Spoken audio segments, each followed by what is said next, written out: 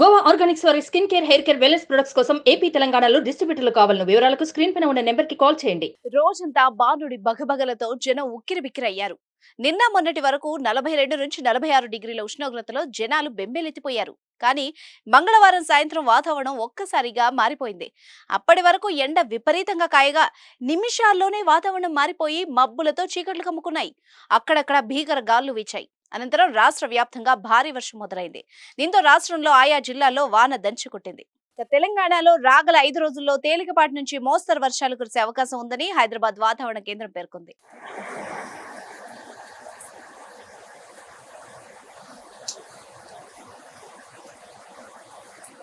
కొమరంభీం, ఆసిఫాబాద్, మంచిర్యాల, పెద్దపల్లి, భూపాల్పల్లి, ములుగు, కొత్తగూడెం, నల్గొండ, సూర్యాపేట, జనగాం, భువనగిరి, రంగారెడ్డి, నాగర్ కర్నూలు జిల్లాల్లో మంగళవారం అక్కడక్కడ ఉరుములు, మెరుపులతో కూడిన వర్షాలు పడనున్నట్టు తెలిపింది.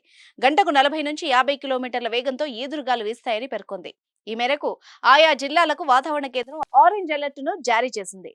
మరో 5 రోజుల పాటు రాష్ట్రంలో పలు జిల్లాల్లో వర్షాలు కురవనున్నాయి. ఆదిలాబాద్, జగిత్యాల, రాజన్న సిరిసిల్ల, కరీంనగర్, ఖమ్మం, మహబూబాద్, వరంగల్, హన్మకొండ, సిద్దిపేట, వికారాబాద్, మహబూబ్ నగర్, వనపర్తి జిల్లాలోనూ భారీ వర్షాలు కురిసే అవకాశం ఉందని తెలిపింది. ఈ మేరకు ఎల్లో అలర్ట్ జారీ అయింది. బుధవారం పలుచోట్ల తేలికపాటి నుంచి మోస్తరు వర్షాలు కురుస్తాయని పేర్కొంది. గురు, శుక్రవారాల్లో పలుచోట్ల ఈదురుగాళ్లతో కూడిన వర్షాలు పడే అవకాశాలున్నాయని వాతావరణ శాఖ సూచించింది. జగిత్యాల జిల్లా పేడపల్లి మండలంలోని నంచర్ల గ్రామంలో భారీ ఈదురుగాళ్ల వల్ల తాటి చెట్టు మధ్యలోకి విరిగిపోయింది. విరిగిన తాటి చెట్టు విద్యుత్ స్తంభంపై పడడంతో స్తంభం కూడా విరిగి విద్యుత్ సరఫరాకు అంతరాయం ఏర్పడింది. ఏపీలోని రాజమండ్రిలో భారీగా వర్షం కురిసింది.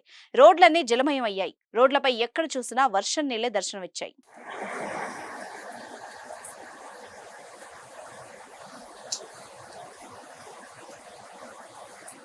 సుమన్ టీవీలో మీ పర్సనల్ అండ్ బిజినెస్ ప్రమోషన్స్ కోసం కింది నెంబర్కి కాంటాక్ట్ చేయండి.